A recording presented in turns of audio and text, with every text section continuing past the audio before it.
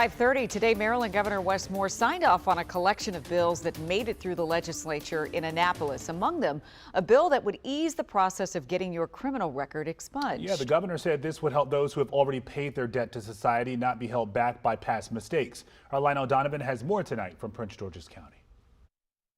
Today in Annapolis, Governor Wes Moore signed off on the Expungement Reform Act of 2025, which aims to give people a second chance. We've got to confront this myth that every sentence needs to be a life sentence. The legislation makes it easier to clear your criminal record after a certain amount of time has passed since completing your sentence. This is going to be great for men and women returning and those who are out here right now. Prince George's County Councilmember Hawkins is a vocal advocate for those returning to the community after incarceration, but says despite serving out his own prison sentence, which ended in 1989, some still hold that against him. Some people, even with what all I've done, they still look and criticize and don't trust. Earlier today, Governor Moore highlighted what happens after that distrust hangs over someone long after they've paid their debt to society. They cannot get a loan, they cannot get a home, they cannot get hired, and oftentimes it's because of an offense that they committed years, if not decades ago. Numbers from advocacy groups highlight the harm that comes with getting locked out of these opportunities. The Maryland Alliance for Justice Reform says as of 2022,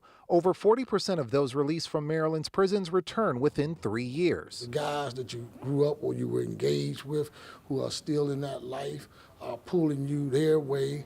You trying to do the right thing. It's all about the competitiveness, which one will win, evil or good. Now Hawkins says it's critical that state and local resources are devoted to helping Marylanders make the most of a clean slate, and is calling on those who need this second chance to not waste it. When someone coming after you, leave the footprints in the sand so they can follow, because you were a good steward of the opportunity to benefit from this new legislation. Now, this legislation also prohibits Maryland from making any reference to a cannabis possession charge if it was pardoned by the governor.